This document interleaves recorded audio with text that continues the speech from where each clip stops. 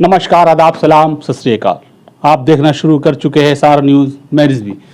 देखिए, अभी मेरी मौजूदगी है आरजेडी प्रदेश कार्यालय में। मेरे साथ मौजूद है आरजेडी के प्रवक्ता हैं जनाब एजाज अहमद साहब। उपचुनाव ख़त्म हो चुका है। तमाम पार्टियां अपने अपने स्तर से दावा कर रही हैं कि हम जीत रहे हैं।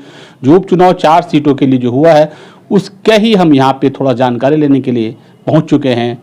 आरजेडी प्रवक्ता एजाज साहब, क्या लगता है जो उपचुनाव जो हुआ है, तमाम तरह के जो कयास लगाए जा रहे हैं कि इसमें कहीं ना कहीं जन स्वराज बड़ा फैक्टर साबित हो रही है? देखिए, हम लोग दावा नहीं करते हैं। जनता के द्वारा जो विश्वास प्रकट किया गया, जनता के द्वारा जो समर्थन दिया गया, उसके आधार पर हम ये कह सकते हैं कि हम चारों का 4 सीट जीतने जा रहे हैं।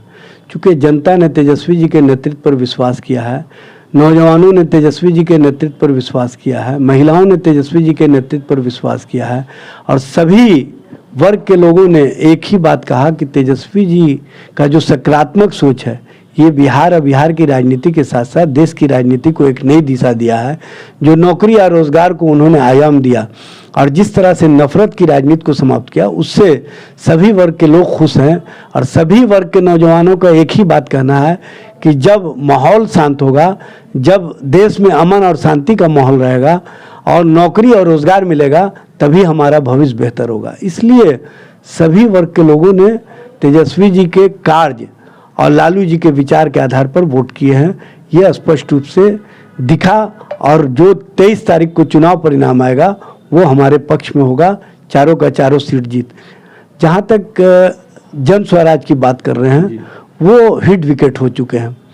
वो स्वयं जब तक वो रणनीतिकार थे, एक अपना ऑरा बना के रखे हुए थे, लेकिन राजनीतिक रूप से जब वो उतरे तो धरातल पर उनको राजनीति समझ में आ गई कि राजनीति उनके बस की बात नहीं है। 4 सीटों में आपने 2 ऐसा उम्मीदवार चुना जो कहीं ना कहीं आपके लिए और आपकी राजनीति के लिए घातक सिद्ध हुआ। आपको ये भी पता नहीं है कि चुनाव मैदान में जो उम्मीदवार जाते हैं उसको उस राज्य का मतदाता होना आवश्यक है, और आपने एसके सिंह को उम्मीदवार बना दिया और ये भी नहीं पता किया कि वो बिहार के वोटर्स हैं कि नहीं हैं। और जिस तरह से उनके संबंध में आपने बड़ा व्यापक चर्चा की, उस चर्चा का हवा आपने स्वयं निकाल लिया।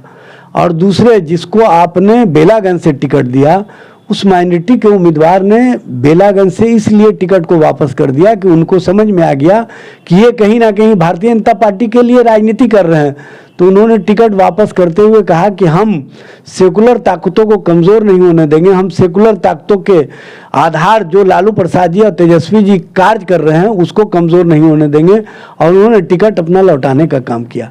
इन्होंने फिर वैसे उम्मीदवार को टिकट दिया जिसको सार्वजनिक रूप से बेइज्जत किया था, और उनके संबंध में किस किस तरह की बातें हुई थी ये बताने की आवश्यकता नहीं है, लेकिन मजबूरन अंततः आपको टिकट उसी व्यक्ति को देना पड़ा जिसको आपने अपमानित किया था।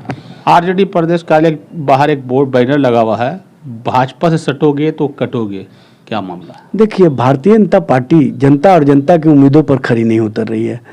जो 2 करोड़ हर साल नौकरी और रोजगार देने का वादा किया था, उस नौकरी और रोजगार के मामले में पूरी तरह से भारतीय जनता पार्टी एक्सपोज हो चुकी है।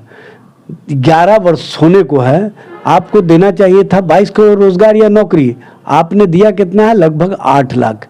इसी समझ में आता है कि आप नौजवानों के साथ किस तरह से, नौजवानों के भविष्य के साथ किस तरह से खिलवाड़ कर रहे हैं।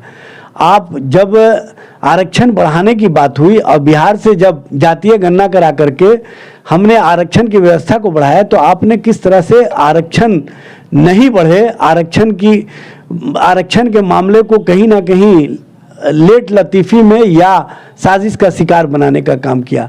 जो 65% आरक्षण की व्यवस्था बिहार में की गई थी, उसी तरह की व्यवस्था हम देश में चाहते थे, लेकिन भारतीय जनता पार्टी नहीं चाहती है। जब हम गरीबों की बात करते हैं, गरीब के महंगाई के सवाल करते हैं, जब महंगाई के मुद्दे पर जनता इनको घेरने का काम करती है, तो ये कहीं ना कहीं नफरत के माहौल में देश के लोगों को जीने के लिए मजबूर कर देते हैं। अब वैसी भाषा और वैसे नारे प्रधानमंत्री और मुख्यमंत्री के स्तर से गढ़े जा रहे हैं जो कहीं ना कहीं संविधान और संविधान के द्वारा लिए गए शपथ का उल्लंघन है, और इस तरह की भाषा कहीं से उपयुक्त नहीं है। भारतीय जनता पार्टी चूंकि जनता और जनता की उम्मीदों पर खरी नहीं उतरी है, जनता के हितों के लिए काम नहीं किया है, इसीलिए इस तरह के मामले को आगे बढ़ा रही है। हम जनता के बीच में उनको एक्सपोज कर रहे हैं और जनता के सवालों पर हम उनसे जब सवाल खड़ा कर रहे हैं तो उनके पास जवाब नहीं होता। चलिए, मेरे साथ मौजूद थे आरजेडी प्रवक्ता एजाज अहमद साहब। उन्होंने तमाम बातों का स्पष्ट कर दिया और उपचुनाव का जो है वो 23 तारीख का इन्होंने कहा इंतजार कीजिए, चारों सीटों हम लोग जीत रहे हैं। धन्यवाद।